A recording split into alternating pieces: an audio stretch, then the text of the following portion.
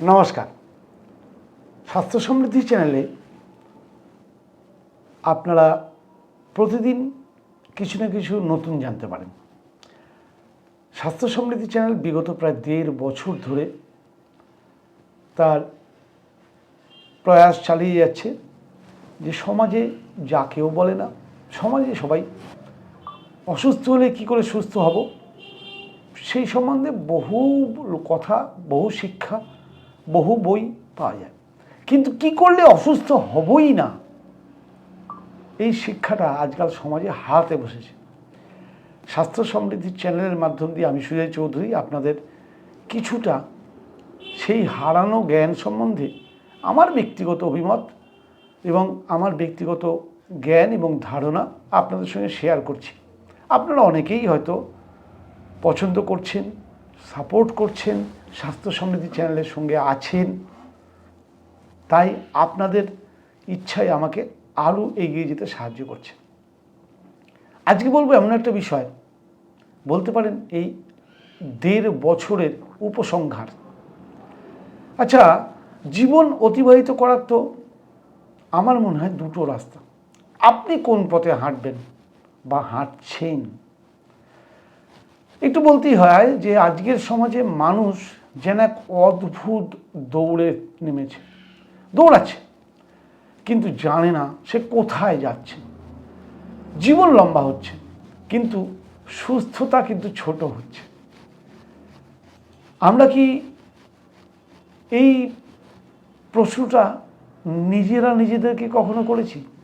আমরা কি নিজেরা নিজের জীবনে বেঁচেছি, নাকি সমাজের বানানো এক যান্ত্রিক জীবন ভোগ করছি? আজ আমরা কথা বলবো জীবন অতিবাহিত করার দুটি সম্পূর্ণ ভিন্ন পথ নিয়ে। যারা স্বাস্থ্য সমৃদ্ধিকে ভালোবাসেন, আমার মনে হয় আজকের আলোচনা তাদের চোখ খুলে দেবে। প্রথম রাস্তা, সমাজের স্রোতে গা ভাসানো জীবন। এই রাস্তাটা সবচেয়ে চওড়া, অনেকটা ধরুন ন্যাশনাল হাইওয়ের মতো, সবাই হাঁটে, তাই এটা সহজ মনে হয়। কিন্তু এই জীবনের বৈশিষ্ট্য কি আমরা ভেবে দেখেছি কি? ভোর থেকে রাত পর্যন্ত কাজ, অনিয়মিত খাদ্যাভ্যাস, প্রকৃতির সঙ্গে সংযোগ প্রায় শূন্য, চাপ, দুশ্চিন্তা, প্রতিযোগিতা এবং ধীরে ধীরে ঔষধের ওপর নির্ভরশীলতা। বাস্তব চিত্র কি?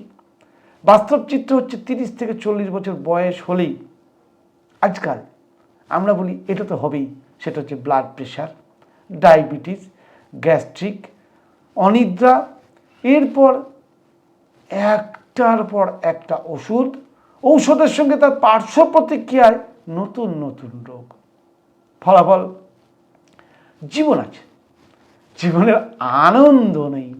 সম্পদ প্রচুর, কিন্তু তা ভোগ করার শক্তি পর্যন্ত নেই। শেষ পর্যন্ত কি হচ্ছে? চিকিৎসা খরচে সর্বশান্ত হয়ে পরবর্তী প্রজন্মকে রেখে যাওয়া হয় মাত্র ঋণ, রোগ আর ভয়। এটাই কি জীবন? কিন্তু দ্বিতীয় রাস্তা, যে রাস্তা আমি খুঁজে পেয়েছি, যে রাস্তায় আমি চলি এবং আপনাদেরকে সেই রাস্তার পথিক হতে আমি বারবার বলে যাচ্ছি, দ্বিতীয় রাস্তা হচ্ছে জীবনশৈলী পরিবর্তনের রাস্তা।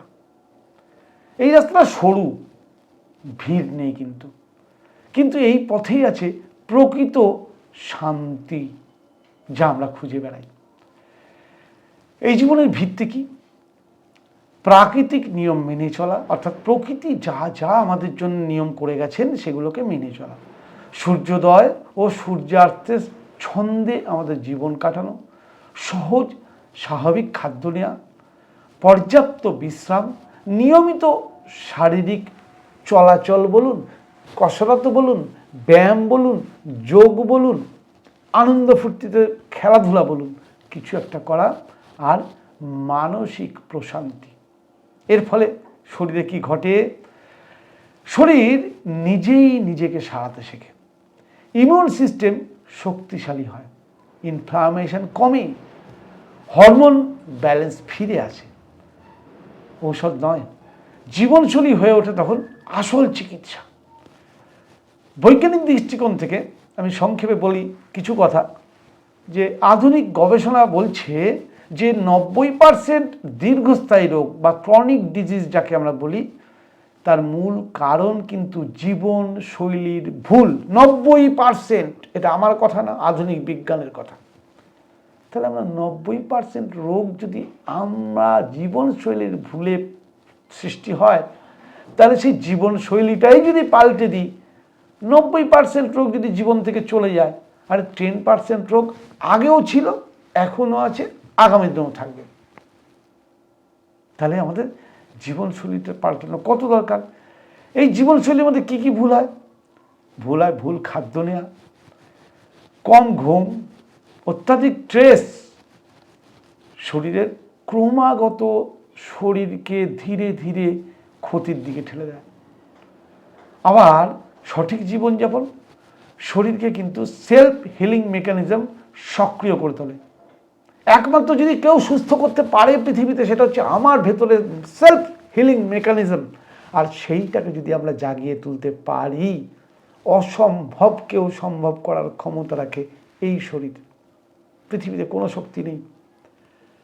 রোগ তৈরিও হয় এই শরীরকে ভুলভাবে চালানোর জন্যে, আর রোগ ঠিকও হতে পারে। কিছুদিন মাত্র আপনি ঠিকভাবে শরীরকে চালান, রোগ আপনার যাই হোক, শরীরকে ঠিক মতো চালান। শরীর নিজেকে ঠিক করার ক্ষমতা রাখে, এটা আমরা ভুলে গেছি। আমাদের মাথায় এই বুদ্ধিটা আস্তে আস্তে ভুলিয়ে দেওয়া হয়েছে। এখন শেখানো হয়েছে শরীরের কোনো ক্ষমতা নেই, শরীর থাকলেই রোগ হবে। কেউ বলে না শরীর ভুলভাবে চালালে রোগ হবে। শরীর ঠিকভাবে চালালে রোগ শরীরে থাকবেই না। যেমন একটা ঘরে আলো জ্বালালে অন্ধকার থাকতেই পারে না, ঠিক সেরকম। তাহলে শরীর কিন্তু অসুস্থ হয় না, কখনোই হঠাৎ করে শরীর অসুস্থ হয় না। শরীর ক্লান্ত হয় আমাদের ভুল অভ্যাসের কারণে, আর সেই ক্লান্ত হওয়ার যে বহিঃপ্রকাশ, সেটাকে আমরা বলি রোগ। পরবর্তী প্রজন্মের জন্য কোন উত্তরাধিকার? প্রথম রাস্তায় যদি আমরা যাই, তাতে আমরা কী দিই? পরবর্তী প্রজন্মকে রোগ দিই, রোগের অভিজ্ঞতা দিই, ঔষধের তালিকা মুখস্থ, যেটা আমরা পরবর্তী প্রজন্মকে শেখাই কোন রোগে কী ওষুধ নিজে কিনে খেতে হয়, শিখে গেছি সবাই আমরা। হাসপাতালের অভিজ্ঞতা, কোন হাসপাতাল কীরকম চিকিৎসা করে, কোনখানে গেলে কত খরচা, এই সম্বন্ধে আমাদের বিস্তারিত জ্ঞান এখন সবাই, প্রত্যেকেরই। আর ভয়ের মানসিকতা। কিন্তু দ্বিতীয় রাস্তা থেকে আমরা পরবর্তী প্রজন্মকে কী দিতে পারি? সুস্থ জীবনের জেনেটিক শক্তি, প্রাকৃতিক জীবন দর্শন, আত্মনির্ভরশীলতা ও প্রকৃত সম্পদ স্বাস্থ্য দিতে পারি পরবর্তী প্রজন্মকে। আমরাই তো জানি না, আমরাই তো ভুলে গেছি, আমরাই তো রাজপথ ধরে ছুটে চলেছি।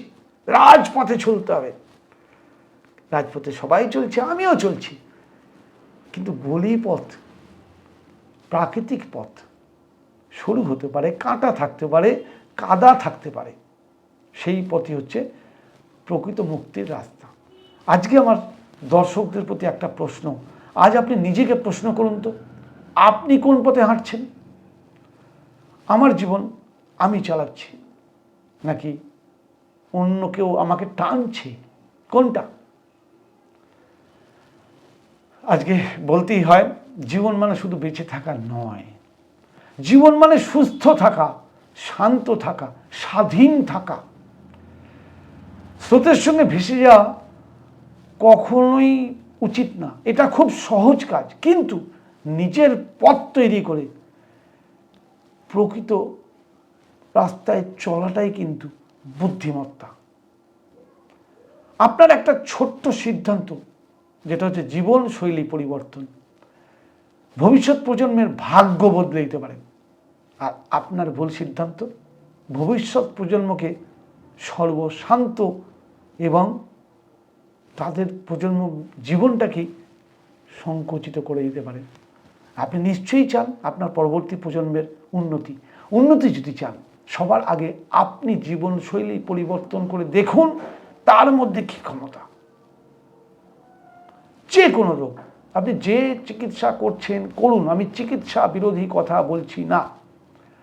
সবসময় মাথা রাখবেন ট্রমা কেয়ার অর্থাৎ অ্যাক্সিডেন্ট বাদে, ভাইরাল ব্যাকটেরিয়াল এই ধরনের রোগ বাদে, ইনফেকশাস ডিজিজ বাদে বাকি যত রকম রোগের নাম শুনেছেন, মেডিসিন সেই রোগগুলোকে থেকে আপনাকে আরাম দিতে পারে।